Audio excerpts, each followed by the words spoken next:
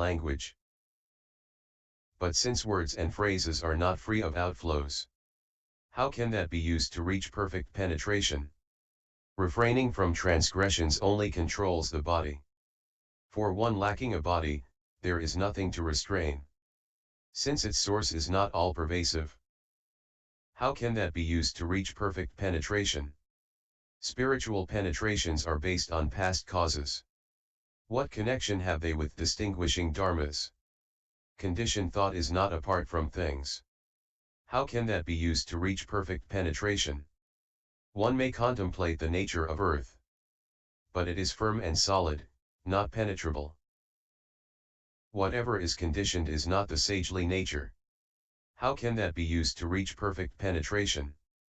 One may contemplate the nature of water, but such mental reflection is not the true and real. This state of suchness is not an enlightened view. How can that be used to reach perfect penetration? One may contemplate the nature of fire, but admitting dislike is not true renunciation. This expedient cannot be one for beginners. How can that be used to reach perfect penetration? One may contemplate the nature of wind, but movement and stillness are not non-dual. Duality cannot bring highest enlightenment. How can that be used to reach perfect penetration? One may contemplate the nature of emptiness, but its aspect is murky and dull, lacking awareness. Whatever is unaware is different from bodhi. How can that be used to reach perfect penetration? One may contemplate the nature of consciousness, yet one is regarding a consciousness that is not eternal.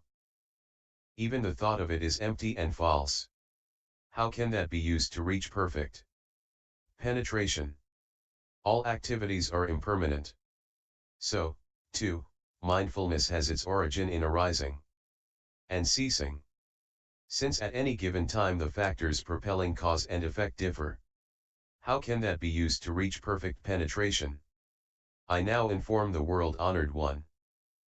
The Buddha appearing in the Saha world. In this land the true substance of teaching resides in hearing the sounds purely. If one wants to attain samadhis, hearing is the best way to enter. Apart from suffering, liberation is found. How excellent is he who contemplates the world's sounds, throughout eons as numerous as Ganges sands. He enters Buddha lands as many as fine dust motes. Obtaining great power of self-mastery, he bestows fearlessness on living beings. Wonderful is the sound of contemplator of the world's sounds, a pure sound, like the ocean's roar. He saves the world and brings peace to all within it. He has transcended the world, and his attainment is eternal. I now evaluate, thus come one, what the contemplator of sounds has just explained. Consider someone in a quiet place, who, when drums are rolled throughout the 10 directions, can hear at once the sounds from all 10 locations. That is actual true perfection. The eyes cannot see through solid forms. The mouth and the nose are much the same. The body registers awareness only through contact. The mind, tangled in thoughts, lacks clear connections. Sounds can be heard even through solid walls. The ears can listen to things both near and far. None of the other 5 organs can match this. It, then, is penetrating true and real. The nature of sounds is based in motion and stillness. One hears according to whether there is sound. With no sound, there is said to be no hearing. But this does not mean that the hearing nature is gone. In the absence of sound, the nature is not ended. Nor does it arise in the presence of sound. Entirely beyond arising and ceasing. It is, then, truly eternal. Ever present, even in dream thinking, it does not disappear when conditions and thought are gone. Enlightened, this contemplation transcends cognition, reaching beyond both the body and the mind. Now, in the Saha world, the theory of sounds has been proclaimed and understood. Yet beings are confused about the source of hearing. They follow sounds and so turn and flow. Ananda's power to remember was exceptional, yet he fell prey to a deviant plot. Was it not from heeding sounds that he was nearly lost? By turning back the flow, one will be above falseness. Ananda, listen attentively. I rely upon the Buddha's awesome power, in describing to you the Vajrakayana, a samadhi inconceivable that is like an illusion. It is the true mother of all Buddhas. You may hear the secret dharma doors of Buddhas as numerous as motes of dust, but without first renouncing desire and outflows. You may amass learning, and still make mistakes. You exploit learning to uphold the Buddhahood of the Buddhas. Why don't you try to hear your own hearing? Hearing does not arise spontaneously. It gets its name due to sounds. But when hearing returns and is free of sound, what does one call that which is set free? As soon as one sense organ returns to the source, all the six are liberated. Sight and hearing are like an illusory covering. The triple realm, a vision of flowers in space. When hearing reverts, the covering of the sense organs is gone. The defiling dust gives way to pure and perfect insight. With ultimate purity, the light is penetrating. A stillness shines and includes within it all of emptiness. Looking at the world from this point of view, everything that happens is just like a dream. Matanji's daughter, too, is part of the dream.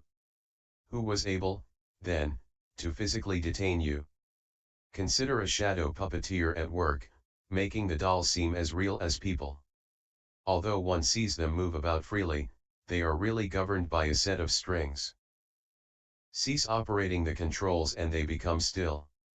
The entire illusion was never really there. The six sense organs are also thus. At first there was one essential brightness, which split into a six-fold combination. If but one part ceases and returns, all six functions will stop as well. Responding to a thought, defiling objects vanish, becoming pure and wonderful perfect brightness. If there is residual defilement, one must still study. When the brightness is ultimate, one becomes a thus come one. Ananda, and everyone in the great assembly, turn around your mechanism for hearing. Return the hearing to hear your own nature. The nature will become the supreme way. That is what perfect penetration really means. That is the gateway entered by Buddhas as many as dust motes. That is the one path leading to Nirvana. Thus come ones of the past perfected this method. Bodhisattvas now merge with this total brightness. People of the future who study and practice will also rely on this Dharma. Through this method I, too, have been certified. Contemplator of the world's sounds. Bodhisattva was not the only one. The Buddha, the world-honored one, inquired of me which expedient would save those in the final eon who seek to escape the mundane world, and perfect the mind of Nirvana. The best way is to contemplate the sounds of the world. All the other kinds of expedients require the awesome spirit of the Buddha. In some cases they bring immediate transcendence. But they are not the customary means of practice, spoken for those of shallow and deep roots alike. I bow to the thus come ones and the Tripitaka and to those inconceivable ones with no outflows, trusting they will aid those in the future, so that no one will doubt this method. It is an expedient easy to master, an appropriate teaching for Ananda and for those floundering in the final age.